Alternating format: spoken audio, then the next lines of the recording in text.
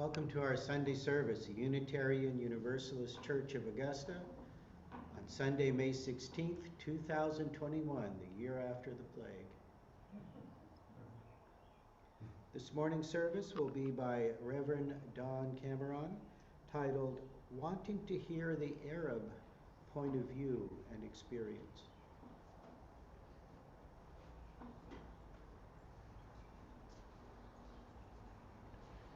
Good morning, everybody. I welcome you here in the sanctuary and those of you watching on Zoom. This is an exciting day for me. This is the first time that we are having live music in the sanctuary since we shut down last March. And so it's very, very exciting. We will look forward to possibly in the future having some live singers behind our plexiglass screen. And our opening hymn today is number 180, Alhamdulillah, which in Arabic means all praise to God. And feel free to sing in your head if you like. And we are being led by Jezebel Anat. And I should also say that today is a jazz music day at the UU Church. All of my music is going to be jazz music, specifically Miles Davis. It turned out that several of our tech crew members, volunteer tech crew members who make this service possible, are huge Miles Davis fans. And so thanks to their service, I'm going to be doing all Miles Davis today. And now, hymn number 180, word is on the screen.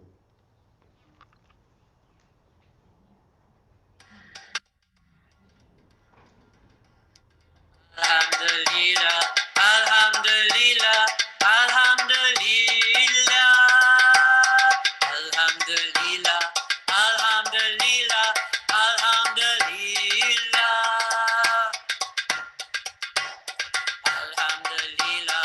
Alhamdulillah, Alhamdulillah, Alhamdulillah, Alhamdulillah, Alhamdulillah, Alhamdulillah.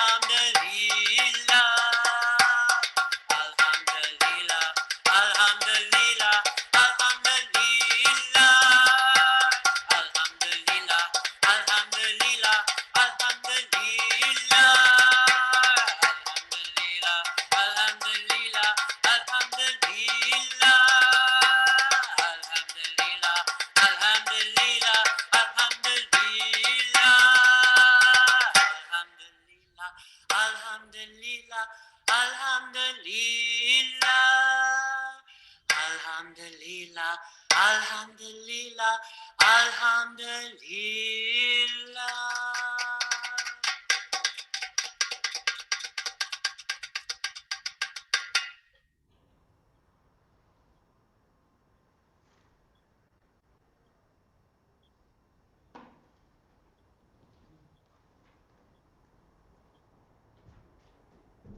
Good morning, everyone. We're so glad to have you here today, and I see several visitors.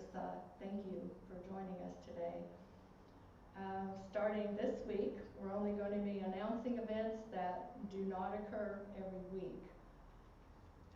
The UUCA Parents Group will meet online today at 12:15, and the link is in the e-announcements.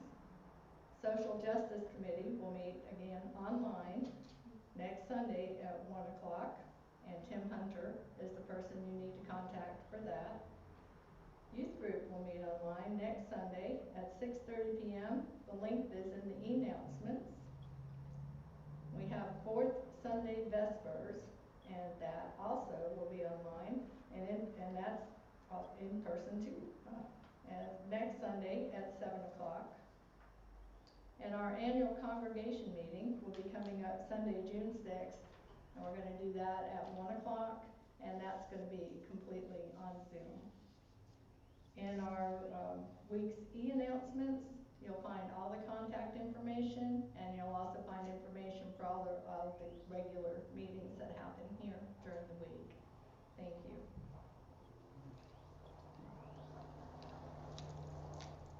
Thank you, Marcy.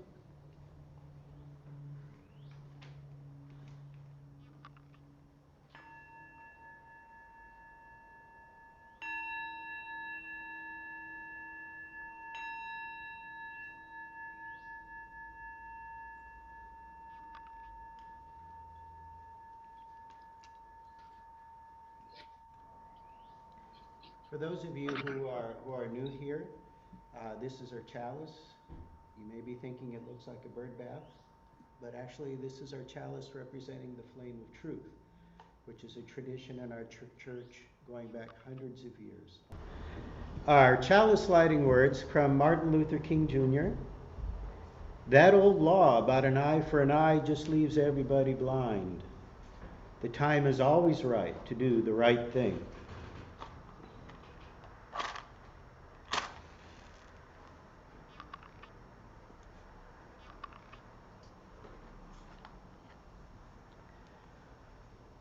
At this time in our service, we have our joys and sorrows, where we invite members from our congregation to come and share the best and the worst things that are on their minds and hearts this morning.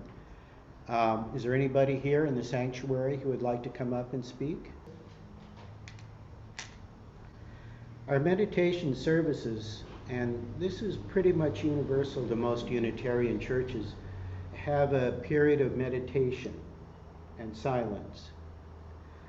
We'll have 1 minute of silence. I'll mind the time with a chime at the beginning and a chime at the end. For those of you who may be thinking what you can meditate about, think about this. Everything that exists rises from a universal ocean of being, a universal ocean of consciousness.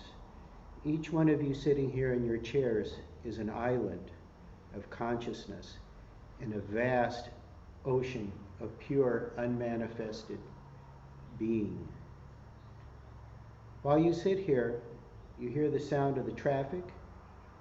Every one of those cars going by has somebody in it that is struggling with a great decision, or some great joy, or some great sorrow, something that can even change their life. For some of the people going by, something is going to happen today that may affect them for the rest of their life. While you're sitting here, an island of consciousness. The trees out there have a consciousness which is alien from ours, but they're very aware of their environment. A tree knows how to be a tree. Somewhere behind that brick wall there are cockroaches and spiders and creepy crawlies, and every one of them wants desperately to live and not to be killed. Everywhere around you there is life. Everywhere around you there is activity and busyness, and you are here.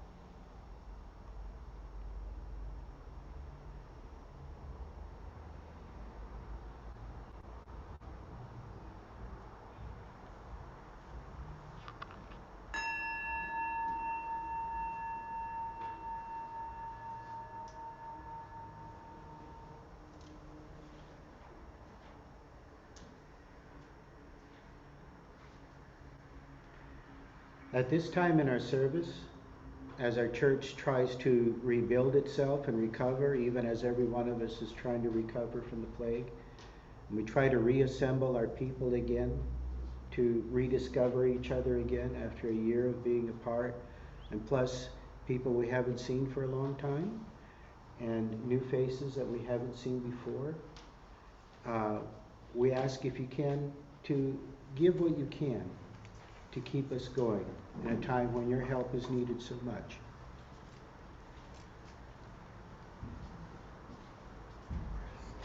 For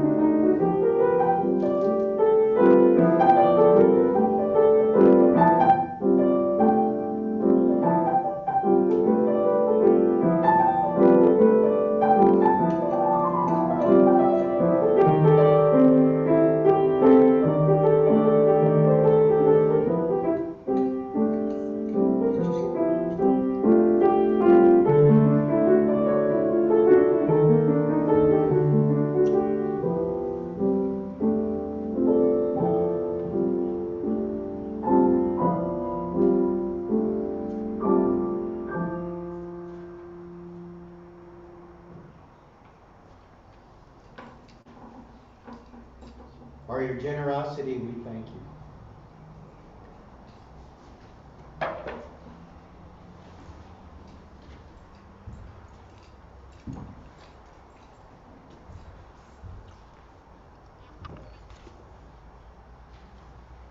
Morning, everyone.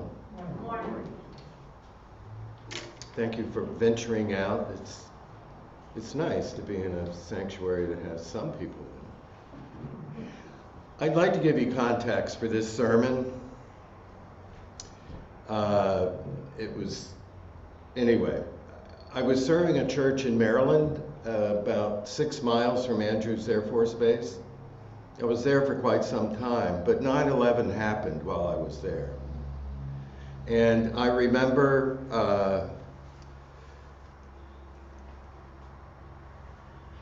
drinking coffee in my backyard and hearing the plane hit the Pentagon.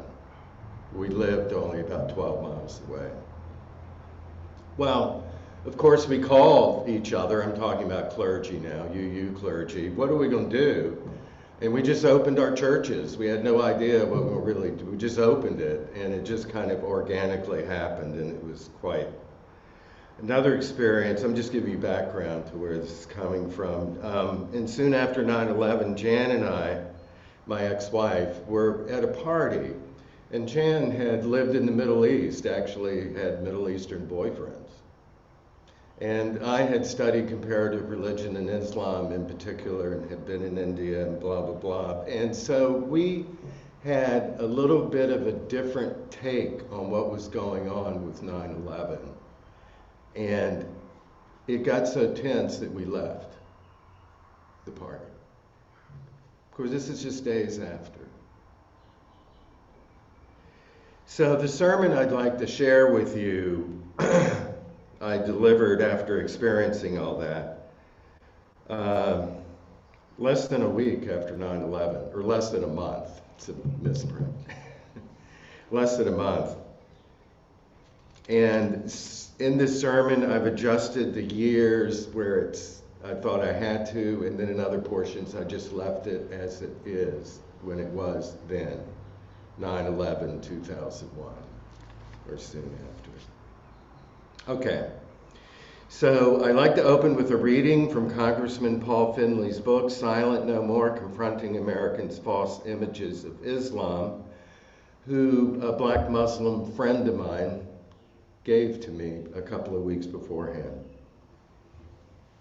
But this really lays it out a little bit. I became a member of the Foreign Affairs Committee only a few months before the outbreak of the June 1967 Arab-Israeli War. At that time, I had no acquaintance with anyone I knew to be Muslim. In October 1973, the Arab-Israeli conflict flared up again.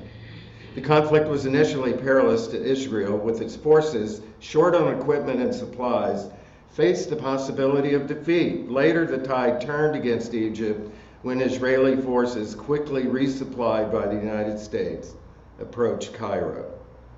The war's aftermath prompted me to begin speaking out. I lamented the neglected plight of uprooted Palestinians. These statements put me in the center of a controversy so absorbing and intense that the study of Islam had to wait.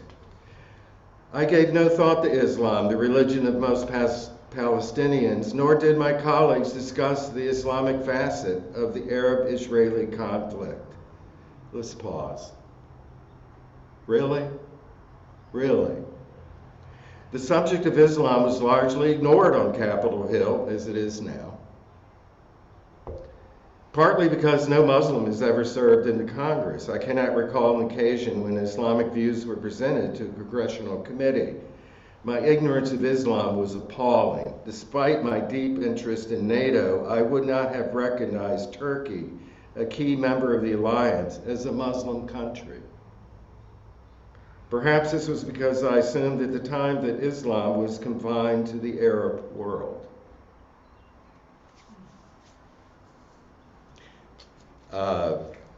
A lot of Muslims live in the Arab world, but there's more Muslims elsewhere in the world. Okay, here's the sermon. So this is how we run our foreign policy. A major war breaks out between Israel and the Arab nations. So much hangs in the balance, including oil, and no one in the American House or Senate is even remotely interested in understanding. No one even wants to hear the Arab viewpoint and experience. Unbelievable, to put it bluntly. And reading, listening, watching the news for the past 21 years saddens me and tells me we remain disinterested in truly understanding the Arab viewpoint and experience. I believe if we are to better understand our role in the world and to be more effective, we should make every effort to be more balanced and empathetic in how we understand the peoples of the world. In fact, it's in our own self-interest. It is also in the spirit of the first principle of our religion, the inherent worth and dignity of every person. This morning, and remember, I originally did, this is just a couple of weeks after 9/11. This morning, I will make a humble attempt to walk 20 minutes or so in Arab moccasins, trying to listen with a sympathetic ear to their viewpoint and experience. And I have headings just to prepare you for that. So, all in the family. All my life I heard about the Judeo-Christian ethic, but no one spoke of the Judeo-Christian Muslim ethic. Historically and religiously, this is strange. All three are deeply rooted in the religion of Abraham. One evolves from the other and can be seen as different expressions of a single tradition. It's an exaggeration, but it's true. Or so Muhammad believed. But the Jews and Christians refused the new religion full membership into the family. Muhammad was stunned and heartbroken. The Arabs felt misunderstood and excluded. This was not a good recipe for family relations.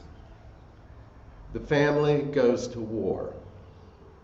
Religiously, ideologically, and philosophically, because all three of these religions build on the ancient Greeks. The three religions are blood relatives. However, proximity is no guarantee of concord. Tragically, more homicides occur within families than anywhere else. And it doesn't help if you're neighbors. Common borders gave rise to border disputes, which, beginning with raids and counter-raids, escalated into vendettas, blood feuds, and eventually all-out war. There is a happier side. In times and places, Jews and Christians and Muslims have lived together harmoniously, and one thinks of Moorish Spain. But for a good part of the last 1400 years, Islam and Europe have been at war. One of the Crusaders wrote on July 15, 1099, from the bloody scene in Jerusalem, "With drawn swords our people ran through the city, nor did they spare anyone, not even those pleading for mercy. The horses waded in blood up to their knees, nay, up to their bridle. It was a just and wonderful judgment of God." People seldom have a fair picture of their enemies. Not better, just different. The Arab world never had an age of enlightenment, as did the Europeans. Religion was not ushered off center stage. There is no separation of mosque and state. One experience is not better than the other, just different. However, the difference is very important. The essence of Western democracy lies with its citizens and humanly enacted laws, and we're trying to protect that right now. For Muslims, the laws governing humankind are of divine origin. This difference makes a difference, a cultural difference. Keep this in mind. I'll tie this knot later on. The long shadow of imperialism. The onslaught of imperialism upon the Arab world was sheer and massive. It began with Napoleon's arrival in Egypt in 1789. Then came the Russian wars with Turkey and the conquest of Central Asia in the 19th century. This was followed by the Turkish Empire's collapse and occupation by Britain, and the ensuing artificial redrawing of the Middle East map by the imperialist powers. It's a story of armies, gunboats, planes, and being bombed into submission. For the Arabs, and this is the whole point, for the Arabs, the control of their own destiny lay with outsiders, because with them lay the power. Any thought about the Arab world not darkened by the dominating shadow cast by imperialism is unfruitful, misleading, and false. However, the West not only dominates, it betrays. This came to culmination over Zionism and the establishment of Israel. As a leading intellectual said to a British scholar in 1948 while the Palestinian War was still in progress, it's a long quote, "Against the wishes of my family, I broke with our tradition, our environment, and took up Western culture. I went to Paris, and for 6 years I studied and lived there. I adopted Western ways of life, of thought, and Western values. Our old-fashioned critics used to say to people like me, 'You're letting down the Arab cause, you are betraying us.'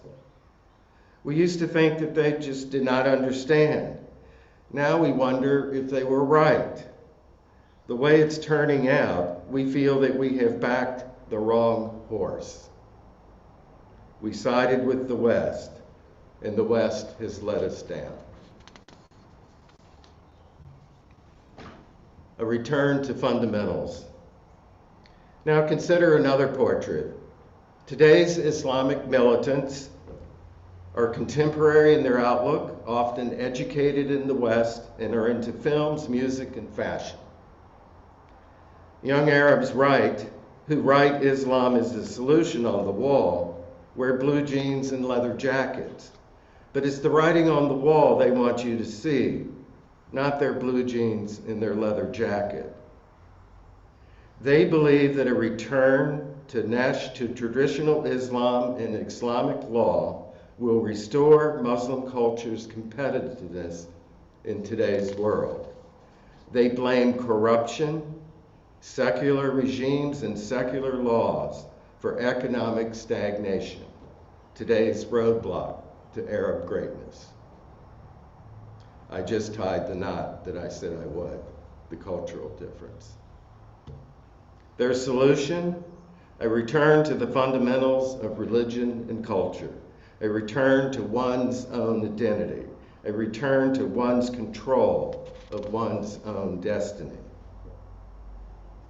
Can you hear the echo of the intellectual's lament some 70 years ago, of betraying his own tradition and culture, that he backed the wrong horse? It echoes through today. It's going to be hard to hear. Bin Laden was not a mindless terrorist. He said he was angry about the deaths of Iraqi children under sanctions. He was angry about the corruption of pro-Western Arab regimes, about Israel's attacks on Palestinian territory. Hello, it's going on right now. About the need for U.S. forces to leave the Middle East. And it all remains true today.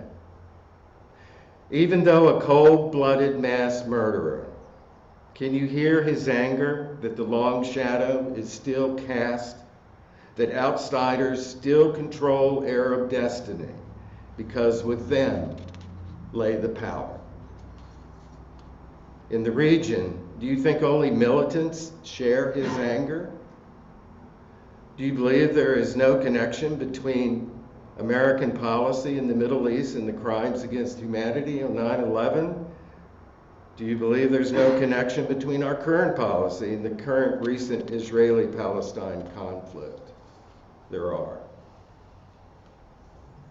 I know this is again when it happened. I know this is hard to hear. We've been at war for 15 years now. We have been terrorized. Images of unspeakable evil are burned into our souls. Fear is a way of life. Hate plays upon the planet. Justice and mercy tug at our hearts. And peace is but a distant dream. It's also emotionally and spiritually difficult, and it's been a long 15 years. A part of me wants to say, damn these terrorists, damn them. But the world is too small now, much too small. We have no choice but to step up to a larger stature. We have no choice.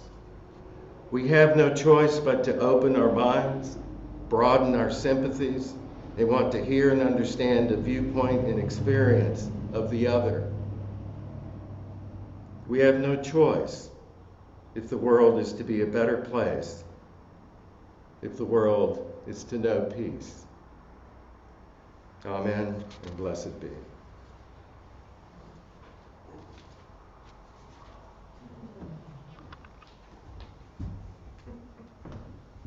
Thank you, Reverend Don.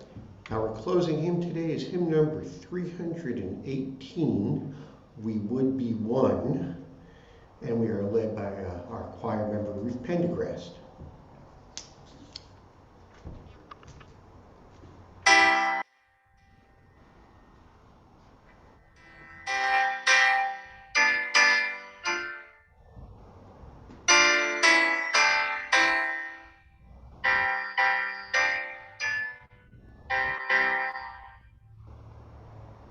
We would be one as now we join in singing our hymn of love to pledge ourselves anew to that high cause of greater understanding of who we are and what in us is true.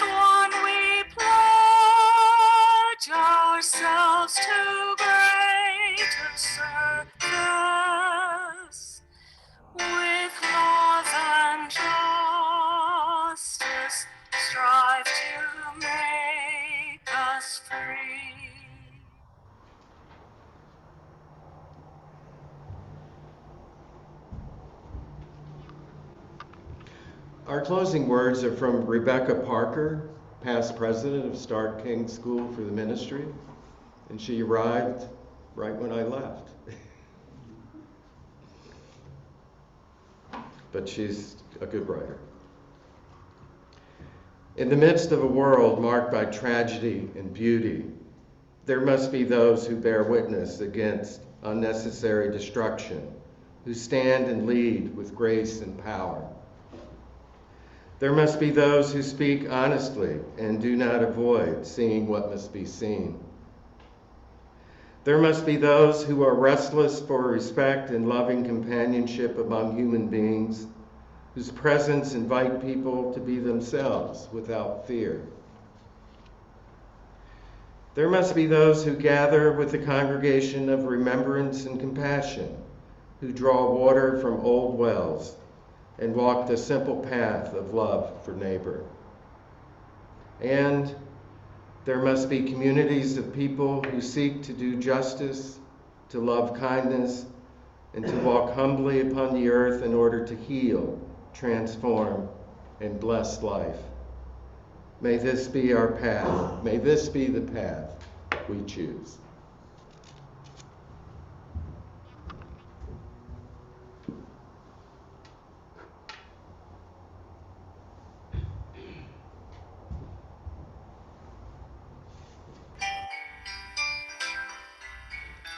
Spirit of love, come unto me.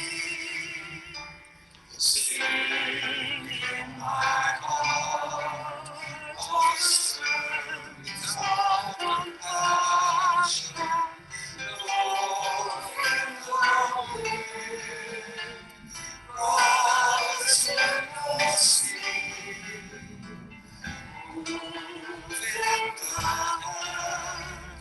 Giving life a chain of justice, Holy Ghost, wings set me free.